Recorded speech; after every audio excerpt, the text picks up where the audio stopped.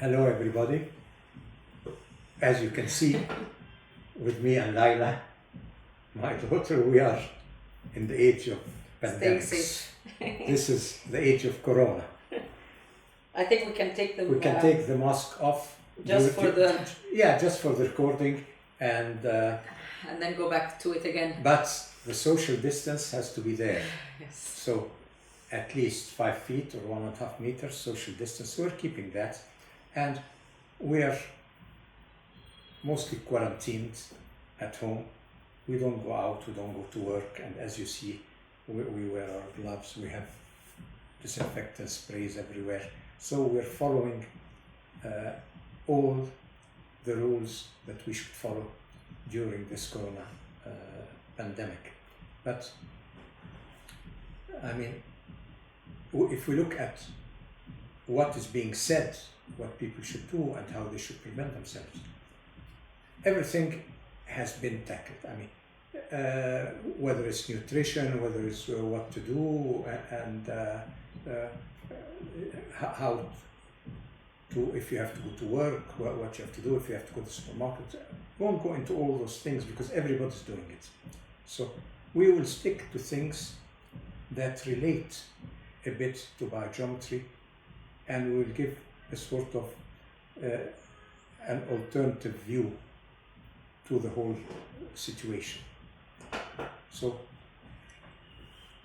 here I have Laila with me. Where would you like to start? Well, we've been having many discussions, but lately what we've been getting on all our social media pages, and a lot of people are reaching out to us. They're asking about this whole correlation between the 5G and the coronavirus and the effect it has. So, of course, a lot of people would like to hear what you have to say about this, since you've been talking about the effects of electricity for years, over 40 something years now you've been talking about this, and then now here we are facing problems, and people are thinking that is there a possibility that 5G could have an effect on us, on the immunity, on this whole coronavirus? Well, let's take it step by step now. Did 5G have something to do with the beginning or the proliferation of that virus? That is a question that many are asking. Is there a direct relationship between Corona and 5G? Is Corona a result of 5G? We don't want to go into conspiracy theories like that have no scientific basis.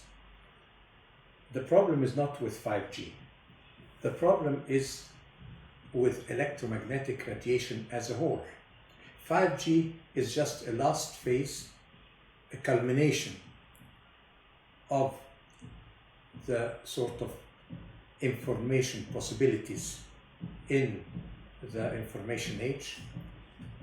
The problem with 5G is that it needs a lot of stations that will be placed in every second or third house, or in every block you'll have 1 or 2 of those stations. So sources of emission will actually be around us everywhere, maybe 100 times more than the old-fashioned towers that we have. So this is the problem, that we're bombarded with those emissions. It gives fantastic possibilities in the future. Whether those possibilities are for our benefit or for control or other things, we won't go into that now. But 5G, in its quality of harm, the quality of the vibration in 5G that harms us, is there in any type of electromagnetic radiation. When an electromagnetic wave moves like this, it produces heat, because motion produces heat. So while we are blaming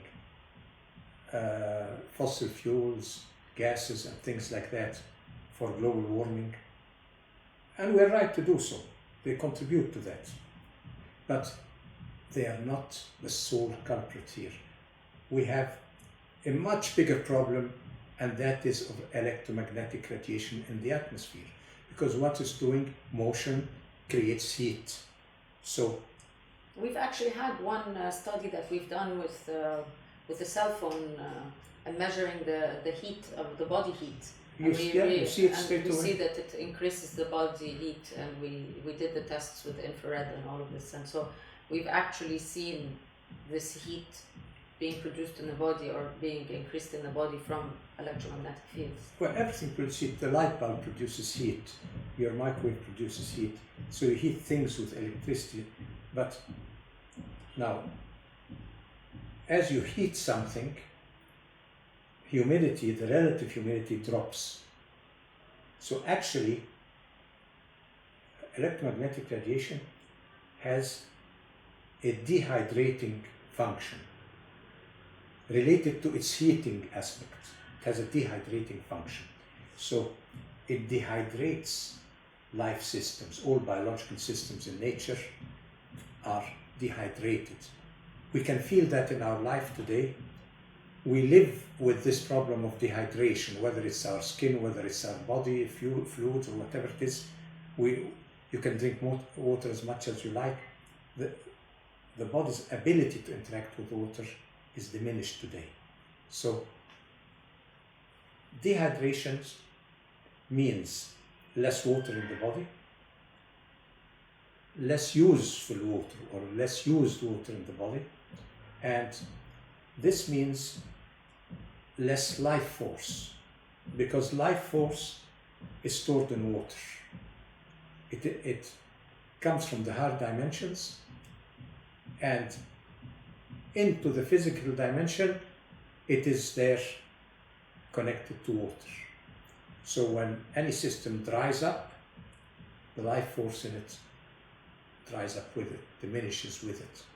Now, with a diminishing or a reduced life force, we have a reduced immunity. So our immune system very prone to is not able to do its work. Of course. And that's why we have so many immune problems today, and that's why we have so many chronic diseases and all that. Our life force is reduced, not only ours, but the life force of plants and animals.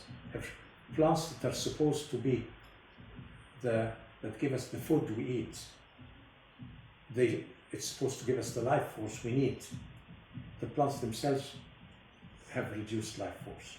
So the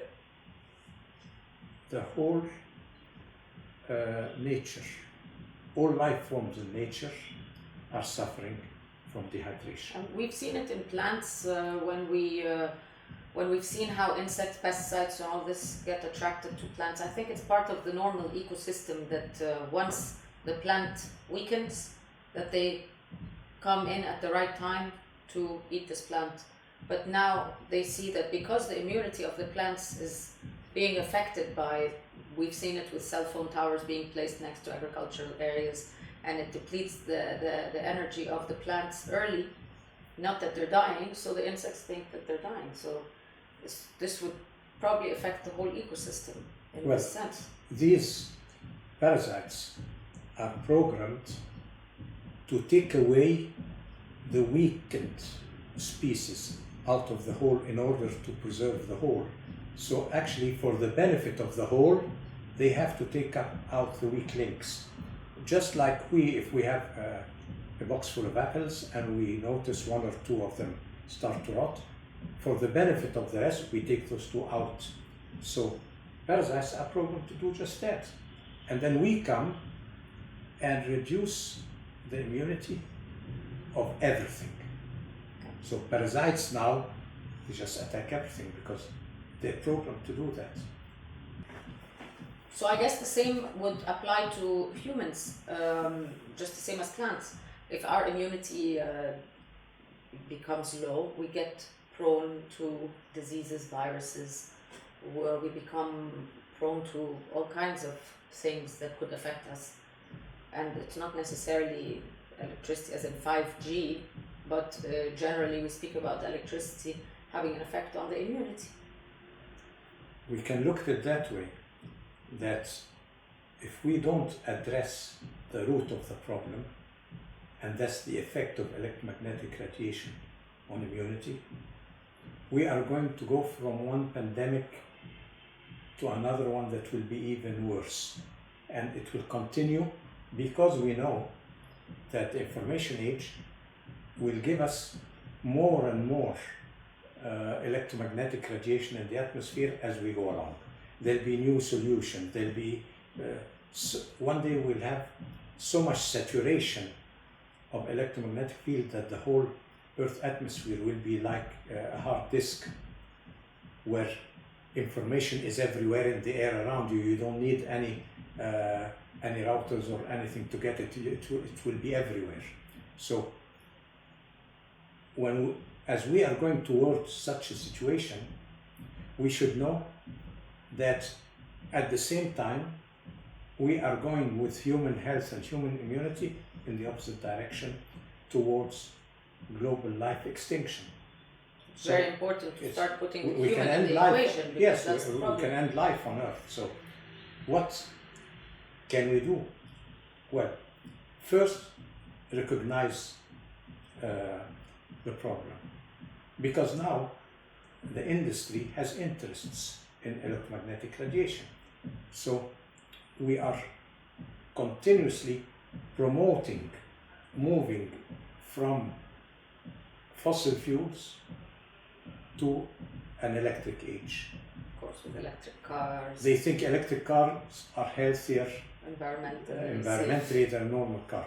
You know, we tested some electric cars, and we found that when you approach a car 6 feet from the car, before you even get to the door, your body starts reacting and you feel the negative effect. If the car is being charged, it's attached to the charger, then about 12 feet from the car, you already feel the effect on your body organ functions. You can test that with EEG, with ECG, or with any sort of device. So, and we've seen, of course, with working on in Hamburg, and the project in Hamburg back in 2005, when they had a cell phone tower that was put in the town in Switzerland, and the symptoms that started arising in the people, and they started complaining, saying that it's directly related to the cell phone tower because these symptoms were not there before, and it started showing on them this relationship between the electricity and the immunity, and they started getting some problems. And we've seen how that has, and we've worked on, of course, solving it, but we had to work on the cell phone tower itself. But you know, the problem, as we analyze it there, it's not just cell phone tower. It's not just your electric car. Electricity and electromagnetic fields tend to enter into resonance with all other electromagnetic sources around them, and they end up amplifying each other, creating a very harmful, stressful background echo. So actually, it's not one thing, it's the resonance of that thing with the rest. And that's what we have to understand. We have to change the quality of that background echo in the environment. We have to change the quality and make this background echo sort of have a harmonizing effect on our health system, even a healing effect. And we've shown in numerous cases and in numerous projects where the population was suffering from electrosmog, that we managed to completely reverse the effect and create a very, very healthy atmosphere in those areas. So we can actually work on electromagnetic radiation using the science of biogeometry. We can actually transform it to our benefit by adding to it this natural energy quality that connects us to the earth, like you find in sacred power spots and things like that, this collective energy quality, we can actually put it into electromagnetic radiation, and then electromagnetic radiation will become part of the energy system of the Earth, and it will be beneficial to us. It's not far-fetched when we say that, because there is electromagnetic radiation in the Earth. Anyhow, you have all the poles, and you have electromagnetic radiation there, and our life system, our life form depends on the electromagnetic radiation of the Earth. If we are deprived of it in outer space, for example, we suffer. So we need the electromagnetic radiation of the Earth because it's beneficial to us. Now, but electricity, well, something went wrong when we humans intervened and tried to harness it and somehow make it so much stronger and make it part of our information technology. So in this transformation of a natural thing, we took the life force. You have a problem if you don't have life force in it. And what we did was we did not take the life force variable into consideration when developing man-made electromagnetic radiation. It becomes artificial. So it artificial will be harmful. It becomes an artificial, harmful form of a natural, beneficent thing. Because it's in the sun, so we always say there's electromagnetic same fields in the sun. We used in our buildings, we start reflecting the sun's energy, and then we get harmful sun's rays. But when they are reflected on natural surfaces, we get beneficent rays. So that is the problem with man-made things that do not take the life force variable into consideration from the beginning. Because if we followed the forming process in nature by connecting every one of our products to the life force in nature, we would be sort of producing natural things. We would be producing products that interact with the life force of the Earth, and then the whole information age can be transformed into a sort of golden age that we all hope for. Yes. But if we don't learn, but we have to recognize first. Yes, if we don't recognize and the need to do that, it will be a big problem. Now, the problem is that the industry is in a state of denial. It doesn't want to sort of accept the fact that electromagnetic radiation can be harmful. Or they're saying there's limits, or they say that we're going to work with a certain limit. They don't understand limits, resonance. See, I remember when the mobile phones first came out. Yes. They used to have in the pamphlet, it was written you should not use it more than 2 minutes. Yes. Okay, then a new era came, and the whole plan in any new product was to keep the person working on it, if possible, 24 hours. Now your life is on your phone. Your life is on your phone. When we used to tell you 2 minutes was the maximum. So you see, so it's a change of tactic here.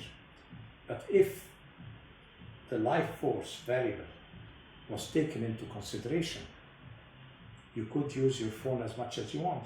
And we have attachments turn this energy into beneficial energy. To add the life force variable into phones, into computers, into things like that, so that we can use them.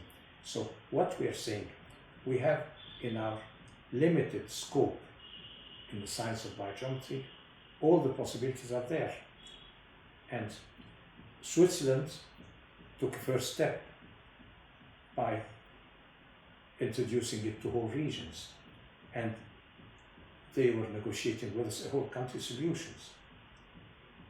But the state of affairs today, although we have so many research in doctors' theses at universities and all that, for the past 20 years we have so much research showing the benefit of biogeometry solution, testing on animal testing, human testing, and all what you can think of has been done in university research to prove the effect of biogeometry.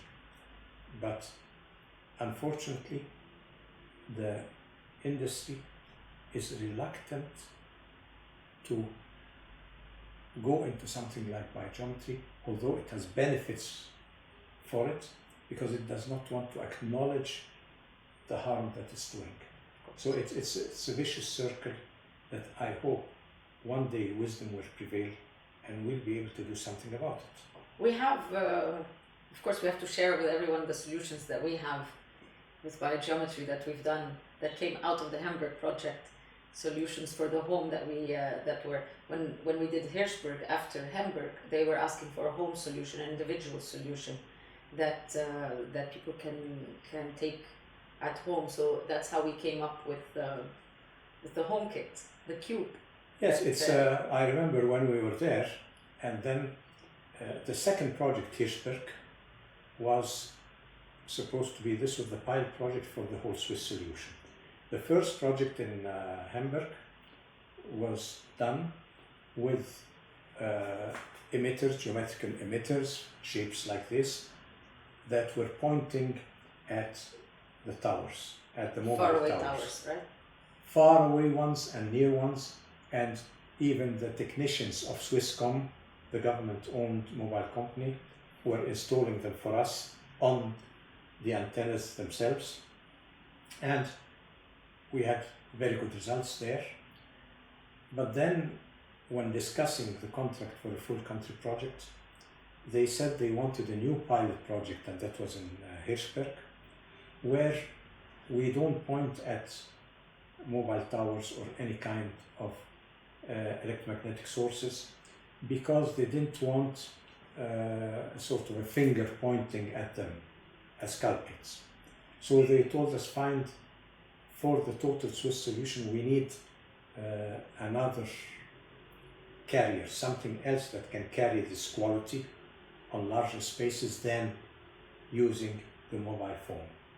So I told them, okay, instead of using mobile radiation, we have an even better carrier, and that is actually the energy of the earth. So we developed a new solution that we had used for many years before in campsites, in desert areas, because many military campsites, they had so much electricity and cables underground and things like that, and they had a lot of steel containers where they used to live in, and with electromagnetic radiation increasing in those sites, their health started going down.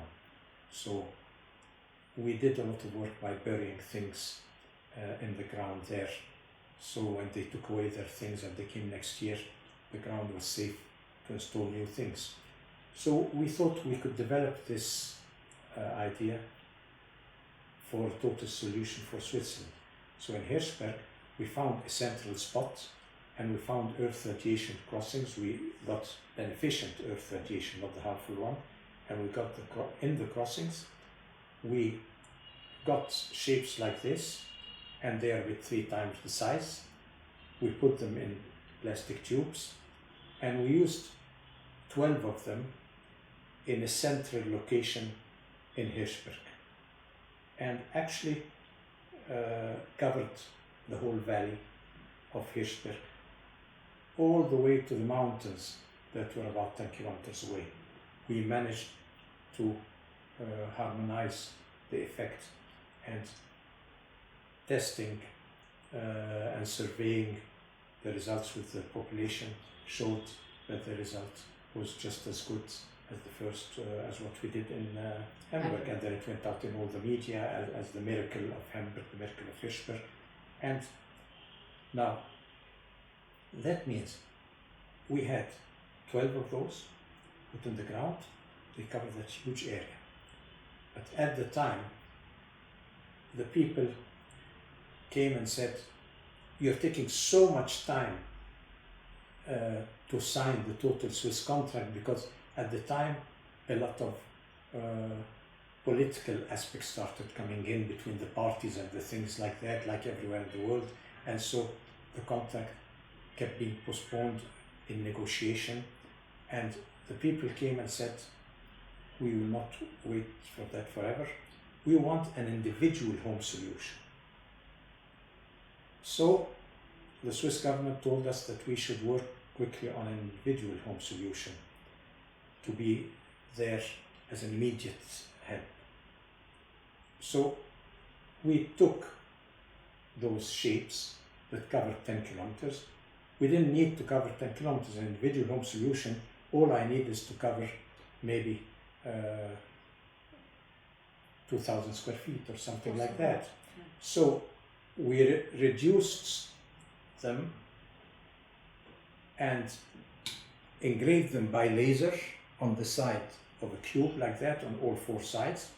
And by reducing them, we used a sort of an array arrangement, certain numbers at certain levels, in order to amplify it a bit more. And we came out with a cube like this, and this cube can actually harmonize a home. And you will be protected from everything when you're in that home. Protected from electromagnetic radiation that comes from the wall systems or from wireless or other sources, or your computer or your mobile phone. This is very good protection. And this was the beginning of what we call the home kit. We give with it stickers that you stick on all your apparatus, Wi-Fi and things like that. You put stickers. The electric panel also attachments. We have attachments to put an electric panel and all that. So you get with that in a home kit, you get the cube and you get lots of stickers and attachments with it, with instructions how to and where to put them. The aim for this, of course, is to protect yourself from these effects that could be affecting your immunity at a time like this. Your immunity is the most precious thing that you have. And it's very important to do. There are many things, of course, that are affecting our immunity, which we can talk about after we tell them about the. Yeah, there are other things that we'll talk about how to raise your immunity related to electricity, but let's look first, at this our was pendant. The newer version of the pendant that you can also wear for the bodies. This is a new pendant that you can wear for the body, because when we worked on Hirschberg and Hamburg, many children had epilepsy, and some of them had up to 5 seizures a day. So we put our solutions, and like a miracle, not one single case of epilepsy appeared, or not epilepsy but seizure, not one single seizure appeared in the whole region of Hamburg. That's a central village and about 3-4 small villages around it. In the whole area, the children had no seizures. But when they went out of the area, they traveled outside, sometimes to the nearest city, to go to an electronic park or something like that, their seizures started again. Unless they were wearing the pendant. We've So, seen results with the pendant. So but, this became very important. It's okay. Yeah, We'll my get you glove. another one. Yeah, I need a second. So actually, we developed a pendant, and we developed rings and bracelets, and they could wear them the whole time, and they would travel with them and everything, and be free of seizures wherever they went. So we, through the years, we kept developing this. This is a sort of what we call biosignatures. They are like small shapes, you know, like the integrated circuits in computers that have certain designs in them. These are very similar, and they interact with the functions of the body and the organs of the body here. So with the years we developed it and tested it, and now it's a good protection. Even from 5G we have these things to protect. So these are the products in biogeometry, but we don't want everybody to depend on products of biogeometry. What can they do at home? They have to have, you know, we should educate the people of how to live with electromagnetic radiation. So this is the most important thing. Now, which is the most important time and place in your life where you should actually practice this protection. It's your bedroom. Bedroom, of course. Because that is where your body regenerates during the night. If it does not regenerate properly, your whole system will not work properly in the next day. So, first of all, we have a very, very simple solution for the bedroom, because you go every night and you sleep and your head is about 20 centimeters or less than 1 foot from the wall where there is a cable. So actually you're putting your head in the electromagnetic field coming from the cable in the wall. You're putting your two most precious glands in your brain, the pineal gland and the pituitary, in an electromagnetic field that disturbs their working. So the pineal gland, which produces melatonin, which helps you sleep, and also it's a tumor inhibitor. So when this one is disturbed, you have all kinds of let's say inflammatory disease and tumor things and all that, and you also are deprived of sleep. Of course, because melatonin is Yeah. not produced, so It's your not body is produced. sleeping because it's tired, and you And end up waking up tired as well. So your immune system or your body functions do not have time to replenish properly. And some people also complain of insomnia, and Or insomnia is probably because your body thinks that you're still awake because of the electromagnetic Because field. it's near. So you know what you're doing is you're actually placing your head in the charger every night like you do with your cell phone. So the first thing that you should do, instead of worrying about the mobile tower near your house or the transformer that's in the neighbor's house or things like that, then worry about the cable that is right behind your head.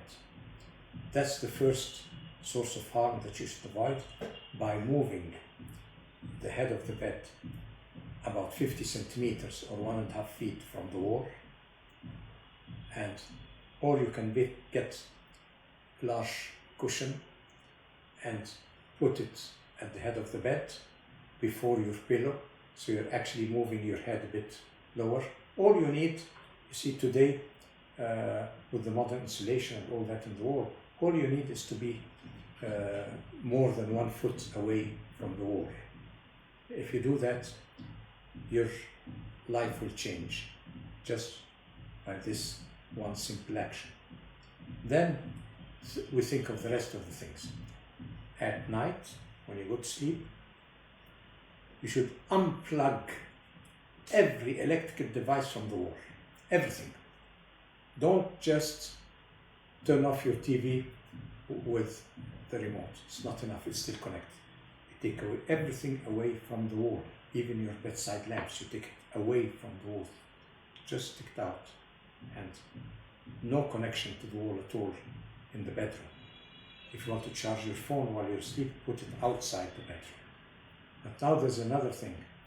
If you have a router, Wi-Fi outside the room, then that will have to be unplugged at night, even if it's outside the room, if it's out in the living room. You unplug that too at night. By making your area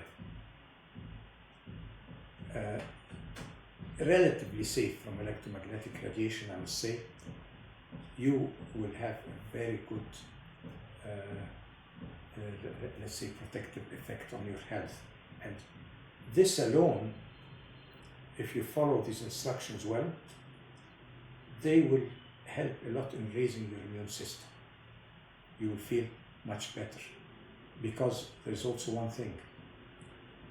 Electromagnetic radiation in the space interacts with harmful Earth radiation that comes from the Earth, and the crossings, if they're under your bed or things like that, they could cause cancer through the years. If you sleep on a crossing like that for 7 or 8 years, you start getting immune problems, and they could end up with some form of cancer or other immune disease. Some people are sensitive and they can feel that from sleeping from one place to another, they can tell this place they're sleeping better and another place they're not sleeping better. So it could be without knowing that they can feel the difference between one location and the other. It could be the grid line crossings or...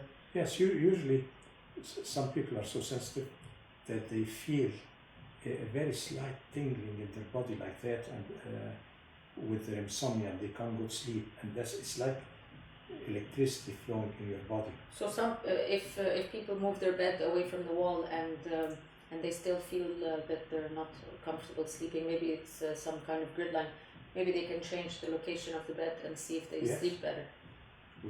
Moving it away is good. Maybe a few meters away. You know, in Hamburg, there were some of the residents that were hypersensitive to electricity. We call them hyper electrosensitive people.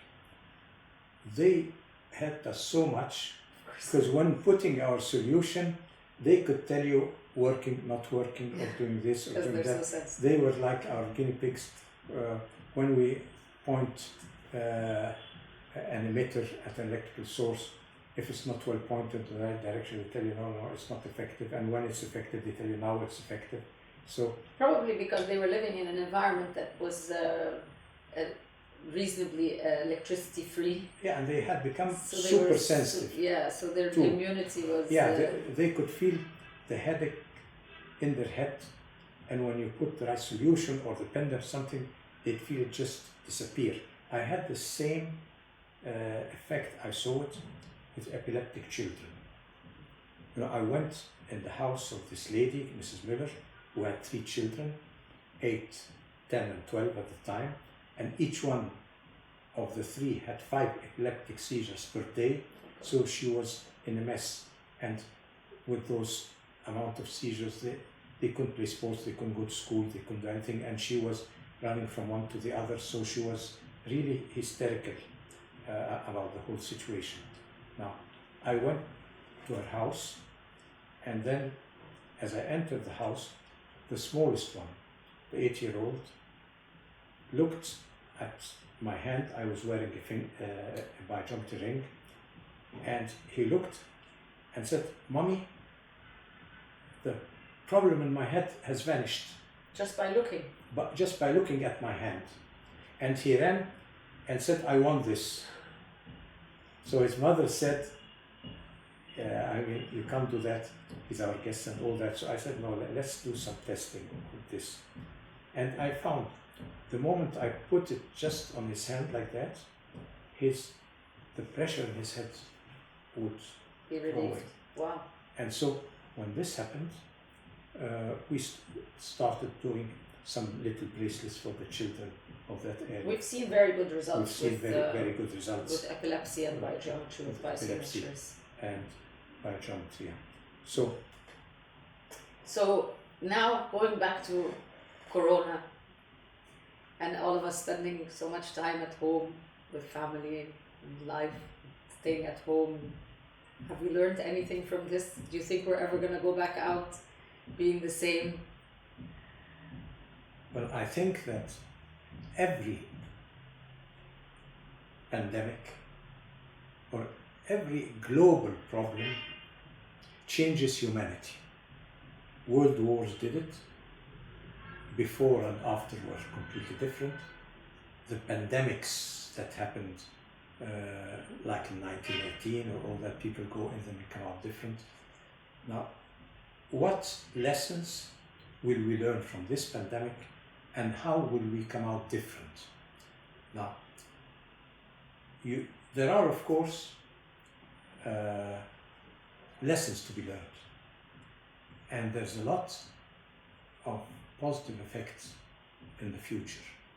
But unfortunately, until this moment, you will still find certain negative actions everywhere, like people trying to outbid the others for solutions of protection, like masks or things like that.